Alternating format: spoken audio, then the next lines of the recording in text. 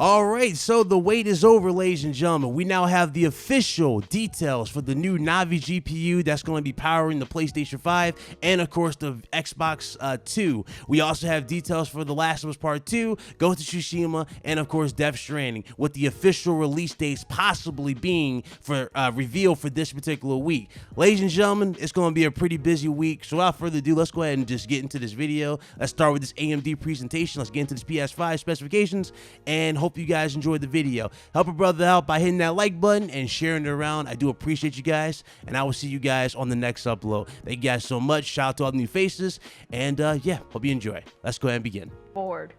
So let me tell you a little bit about Navi. Not many people know much about Navi. When you look at Navi, we believe that it can power a tremendous number of applications. Just last month, Sony announced the first application of Navi. They announced that their next generation PlayStation is going to be powered by AMD with our semi-custom portfolio using Navi as well as our Zen 2 products.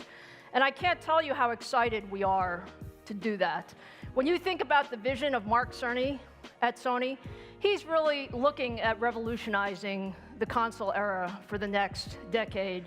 And we are very, very honored to be partnering with Sony in that area. Now, when I talk about Navi, I also talk about Navi as it relates to our PC products.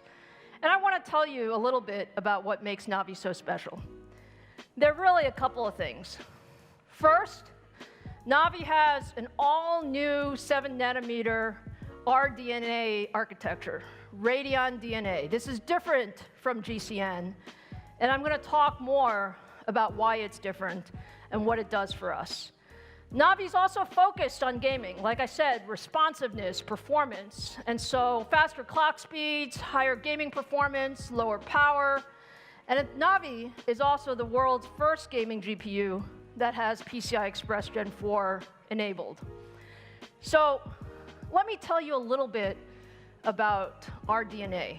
And again, we call this Radeon DNA, so the R has a red Radeon here. The way to think about it is AMD has had a long history of architectures in the GPU space. We love GCN. GCN has been a great architecture for us. And frankly, you're going to continue to see GCN as we go with new versions of Vega and many of the high compute workload applications. But you guys know how we thought about Zen in CPUs. When we designed Zen in CPUs, we decided it was time for from-scratch design because we believed that you needed a new design for the future. And that's exactly what RDNA is. RDNA is a gaming engine, the architecture that will power the foundation of gaming for the next decade. So we're extremely excited about RDNA.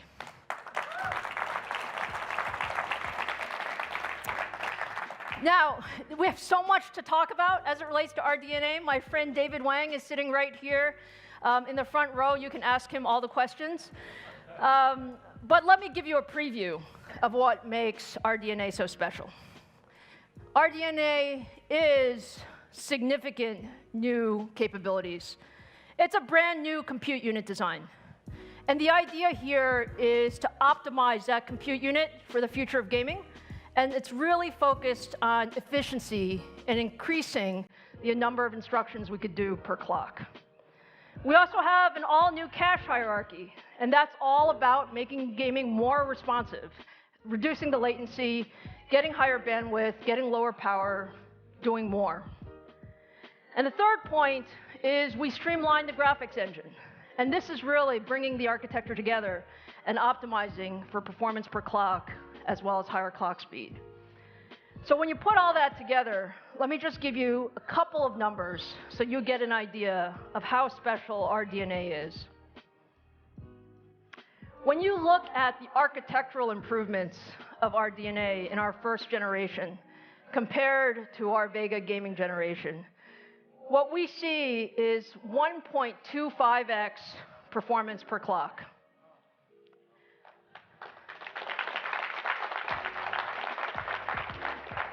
So the way to think about this is that's architectural efficiency. Every clock cycle, you get more performance because of those compute engines and how we've optimized the pipeline.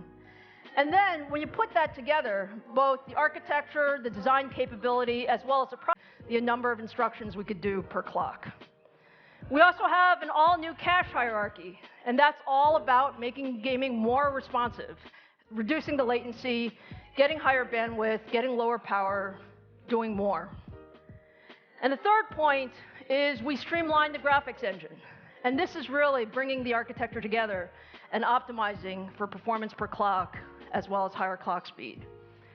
So when you put all that together, let me just give you a couple of numbers so you get an idea of how special our DNA is.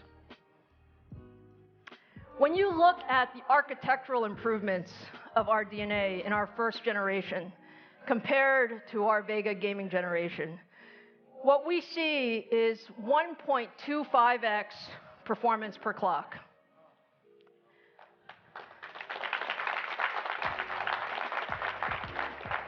So the way to think about this is that's architectural efficiency. Every clock cycle, you get more performance because of those compute engines and how we've optimized the pipeline. And then when you put that together, both power consumption, streamlined graphics pipeline, optimized for performance per clock and high clock speeds. Since the PS5 uses the Navi GPU, which is based on the same architecture, it will benefit from the same improvements featured in it. AMD will develop a custom variant of the Navi GPU for the PS5. More information on this will be shared at the upcoming E3. So, did we just get confirmation that Sony might indeed be at E3, ladies and gentlemen? Because for what I got right now, even though I don't think Sony will physically be there, something tells me Mark Cerny might actually show up at the actual event for AMD and add some more perspective on what exactly they signed on for AMD going into the PlayStation 5. Since AMD officially dropped the scoop on the new GPU, it kind of would make sense. Now that that's out the way, let's go ahead and get into one of the main reasons we still own our PS4s, one of the main reasons we're looking into PlayStation 5 and future consoles from Sony. At the end of the day, it comes down to the software, it comes down to the games, okay? Now, there's been a lot of speculation involving these three games that I'm about to mention. The Last of Us Part 2, Death Stranding, and Ghost of Tsushima. It has been so much speculation so that a lot of people believe that a good chunk of these games are just going to be prolonged until the PS5 comes out. Well, it turns out that we have nothing to worry about. These games will indeed be PS4 games. These are not going to be like no half. This is not like they're going to do like no half job on these and then fully optimize the PS5 games. No. For those particular games, Sony confirmed that the three games are still PS4 bound during a recent corporate strategy meeting where it flashed the game's logos alongside its outstanding PS4 lineup. Again, there's a good chance all three of these games will be ported to PS5. Heck, some of them may even be cross-gen releases, but as of right now, Sony is saying that they will also be available to play for current PS4 users. There you guys go. You have nothing to worry about. They confirmed it. Nothing to worry about, okay? These games will indeed be PS4 titles. PS5 right now is not out yet, but they are working with PS5. Now, we talked about, we got details from Sony, right, going into PS5 that we're going to be getting enhanced versions of PS4 titles in PS5. So Sony will indeed have enhanced titles, very similar to what Microsoft is doing with the Xbox One X, enhanced titles. So there will be enhanced titles. Some games will run better. Games that struggle with 30 or 60 will be higher. You know what I'm saying? They will run at 60 or whatever at locked. These particular things will be improved with the new PS5. They're going to be doing that. They're going to be patching these games. So there you guys go. But that's not all the news I got for those particular games. As of right now, Hideo Kojima, as of right now, made a post on Twitter. Now, his post said the countdown of Death Stranding has started. May 29th, create the rope, ladies and gentlemen. That's what he posted on Twitter. So, is this going to be the official trailer, ladies and gentlemen? Is this going to be the trailer reveal, or is this going to be another cryptic trailer where it's going to be just showing us bits and pieces of the game, and we're going to have to piece it together, you know, and have like a kind of like a breakdown type of thing, you know? Or is it going to be one of those? That right there, ladies and gentlemen, is where the speculation is definitely going right now. So that's what's going on right there on Twitter. And to add even more news to that, Sony. Now, this is involving The Last of Us. The Last of Us Part 2. According to this, ladies and gentlemen, The Last of Us Part 2 could be revealed this week. Legit, revealed this week. And it could very well be scheduled for a fall release for 2019. So, again, there is a lot of news. And you know what's interesting about this? We're very, very close to E3. We talked about this before we started to get these news leaks and all this stuff drop right now. We talked about this. We stated, could Sony be coming out with another state of play during E3 week or before E3 week and actually do this? Now, ironically, to Sony's credit, they did have another state of play event, but it didn't necessarily focus on these 3 particular games. Instead, it focused on other games and got those other games out the way. We also got VR out the way in terms of their games. So that's what they focused on.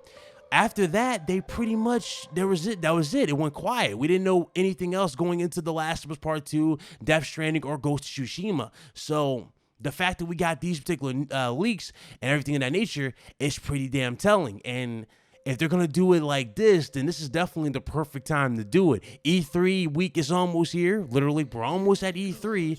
Microsoft's event is scheduled and supposedly going to be about 2 hours, right? That was the news that was going around. Their event's going to be about 2 hours. So if Sony's going to do this now, it's now or never. I would not be surprised if they did reveal it right now. So that is definitely some good news nonetheless. But yeah. I think that's about it. That about wraps it up. Everything I've gotten for you guys this week, or not for this week, but for today, I've gotten. Actually, I don't. Actually, no. Let me rephrase that. I have another story to cover, so I'll cover that in another video for sure. But that covers the main topics right now. All right. So hopefully you guys enjoyed today's video. All right. That's pretty much it. Straight to the point. I'm excited. Hopefully you guys are excited. It is definitely going to be an impressive week for Sony, and hopefully it's going to be even better going further for more of you guys, especially with the Xbox and going into E3. I'm expecting some good announcements from Microsoft's event. Hopefully they deliver and everything's good, so we will see whatever they got to do. But as of right now, yeah, that's pretty much it. This is all the news I got right now for Sony. Hope you guys enjoyed today's video. If you did, hit that like button. I do appreciate it. Share this video around with a friend. And, of course, hit that subscribe button if you are new. Appreciate you guys. All right, this is Big Cloud Gaming. Thank you guys again so much for watching. I will see you guys on my next upload. You guys be blessed. Y'all be easy. And I'm signing out. I'll let you guys. Later.